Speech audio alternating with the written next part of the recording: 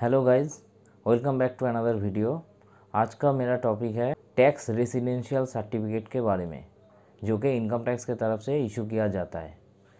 इस सर्टिफिकेट में DTAA double taxation avoidance agreement, इसके बारे में बात करेंगे। अगर आप इंडियन सिटीज़न हो और अगर आप इंडिया के बाहर किसी दूसरे कंट्री पे इन्वेस्टमेंट करते हैं तो फिर उस इन्वेस्टमेंट के ऊपर आपका जो रिटर्न आएगा उसके ऊपर से उस कंट्री ने अपना टैक्सेशन का जो पार्ट है वो काट लेगा, और वो पैसा जब आपके बैंक अकाउंट में आएगा तो फिर आपको इंडियन इनकम टैक्स के द्वारा आपको दोबारा से उस इनकम के ऊपर टैक्स पे करना होगा। यानी कि आपका एक इनकम का दो बार टैक्स पे करना पड़ेगा। अगर आप DTAA एग्रीमेंट करते हैं यानी कि डबल टैक्सेशन अवॉइडेंस एग्रीमेंट करते हैं तो फिर आपको एक इनकम के ऊपर दो बार टैक्स नहीं देना पड़ेगा। मैं आपको एक एग्जांपल के द्वारा समझा देता हूँ।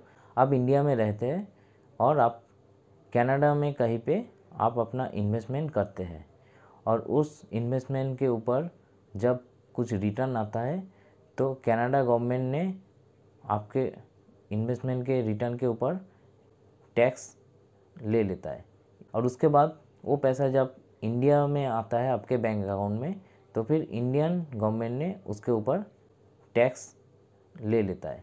तो इस मामले में आपको एक ही इनकम के ऊपर दो बार टैक्स देना पड़ेगा। लेकिन अगर आप पहले से ही इनकम टैक्स में जाके DTAA double taxation avoidance agreement कर लेते हैं तो फिर आपको ये वाला प्रॉब्लम फेस नहीं करना पड़ेगा। ये था पहला सिनेरियो। अभी मैं दूसरा सिनेरियो का बात कर रहा हूँ। अगर आप इंडिया के बाहर में रहते हैं, मतलब अगर आप NRI है लेकिन आपको इंडिया में कुछ प्रॉपर्टी है, यानी कि इंडिया में आप कुछ इन्वेस्टमेंट किया है या फिर इंडिया से आपको कोई सोर्स ऑफ इनकम है, तो फिर उस इनकम के ऊपर आपको इंडिया गवर्नमेंट को टैक्स देना पड़ेगा।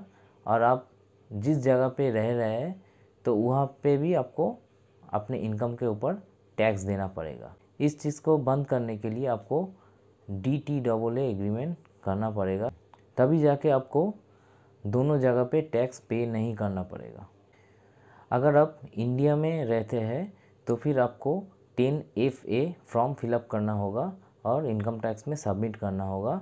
और अगर आप NRI है तो फिर आपको 10F फॉर्म फिलअप करना होगा और इनकम टैक्स में सबमिट करना होगा, जिसके द्वारा आपको ये जो डबल टैक्सेशन का जो प्रॉब्लम होगा इसको आप मिनिमाइज़ कर सकते हैं।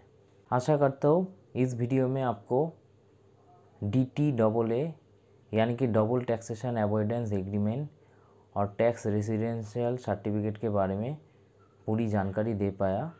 ऐसे और भी जानकारी के लिए बने रहिए मेरे चैनल पे। Thank you.